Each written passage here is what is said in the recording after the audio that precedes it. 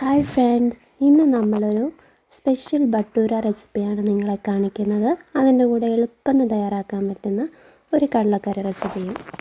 എല്ലാവരും ട്രൈ ചെയ്യണം. ഇതിൽ കാണുന്ന പോലെ കറക്റ്റ് അളവെടുത്താൽ നിങ്ങൾക്ക് സോഫ്റ്റ് ബട്ടൂര ഉണ്ടാക്കാനായിട്ട് പറ്റും. ആദ്യം കറി തയ്യാറാക്കിയാലോ. 2 കപ്പ് കടല കുതിർത്തതാണിത്. കുറഞ്ഞത് 4 മണിക്കൂറോ അല്ലെങ്കിൽ ഓവർനൈറ്റോ സോക്ക് ചെയ്തെടുക്കാവുന്നതാണ്. ഒരു കുക്കറിൽ കടലയിട്ട് ഒരു സബോള അരിഞ്ഞതും ആവശ്യത്തിന് ഉപ്പും ചേർക്കുക. കടല നിറയ്ക്ക് വെള്ളമൊഴിച്ച് നന്നായി ഇളക്കണം. കുക്കർ അടച്ച് ഗ്യാസ് ഓൺ ചെയ്ത് കുക്കർ വെക്കുക.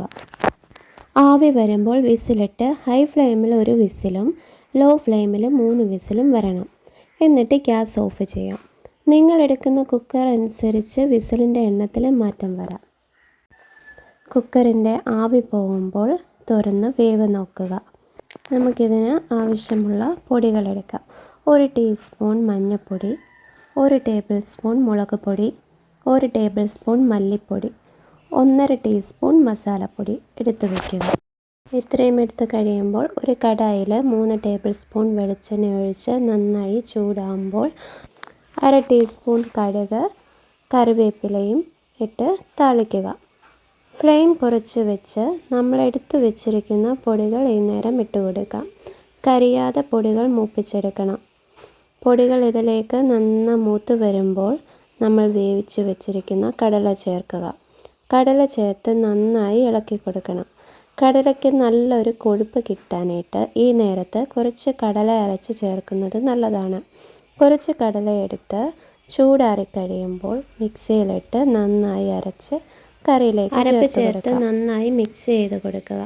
കറി നന്നായി ഒന്ന് തിളച്ച് വറ്റി വരുമ്പോഴത്തേക്കും ഇതിന് മുകളിലേക്ക് കുറച്ച് കറിവേപ്പിലയും 1 ടേബിൾ സ്പൂൺ വെളിച്ചെണ്ണയും ഒഴിച്ച് വേഗം മൂടി വെക്കാം. 10 മിനിറ്റ് കഴിയുമ്പോൾ നമുക്ക് സെർവ് ചെയ്യാം. ഇനി നമുക്ക് ബട്ടൂര തയ്യാറാക്കാം. എടുക്കുന്ന അളവുകൾ കറക്റ്റായിരിക്കണം. ആദ്യം പാല് തിളപ്പിച്ച് അരച്ച് വയ്ക്കണം. പാലൊഴിച്ചാണ് നമ്മൾ ബട്ടൂരയ്ക്കുള്ള മാവ് റെഡിയാക്കേണ്ടത്. നമ്മളിതെടുക്കുമ്പോൾ 350 ഗ്രാം മൈദയ്ക്ക് 150 ഗ്രാം അരിപ്പൊടി എന്ന റേഷ്യോയിൽ വേണം എടുക്കാനായിട്ട്. പറയുന്ന അളവുകൾ കൃത്യമായിരിക്കണം. ആവശ്യമായത് 350 ഗ്രാം മൈദ, 150 ഗ്രാം അരിപ്പൊടി, 1 ടേബിൾ സ്പൂൺ തൈര്, 1 ടേബിൾ സ്പൂൺ പഞ്ചസാര, 3 മുട്ട, ആവശ്യത്തിന് പാല്. 1/2 കിലോ അളവിന് 3 മുട്ട എന്നുള്ളതാണ്. 2 മുട്ടയാണെങ്കിലും നിങ്ങൾക്കെടുക്കാം. ഒരു ബൗളെടുത്ത് 1 ടേബിൾ സ്പൂൺ തൈര്, 1 ടേബിൾ സ്പൂൺ പഞ്ചസാര, നമ്മളെടുത്ത് വെച്ചിരിക്കുന്ന 3 മുട്ട ഒടിച്ചൊഴിക്കുക. ഇതിനെ നന്നായി ബീറ്റ് ചെയ്യണം. എടുത്ത് വെച്ചിരിക്കുന്ന 350 ഗ്രാം മൈദയിലേക്ക് 150 ഗ്രാം അരിപ്പൊടി, ആവശ്യത്തിനുള്ള ഉപ്പ്, ഈ നേരം ആവശ്യമെങ്കിൽ നിങ്ങൾക്ക് സോഡാപ്പൊടി ചേർക്കാം. നന്നായി ഒന്ന് മിക്സ് ചെയ്ത് നമ്മളെടുത്ത് വെച്ചിരിക്കുന്ന മുട്ടയടിച്ച് വെച്ച മിക്സും പാല് കൂടി ചേർത്ത് നന്നായി കുഴച്ചെടുക്കണം. 150 ml മിൽക്കാണ് നമുക്ക് ആവശ്യമായി വന്നത്. ചപ്പാത്തിയേക്കാളും കുറച്ചൊന്ന് ലൂസായിട്ട് നന്നായിട്ട് വേണം അയച്ചെടുക്കാനായിട്ട്. ഇതിൽ കുറച്ച് എണ്ണ തടവി ടൈറ്റായിട്ട് മൂടി വെക്കണം.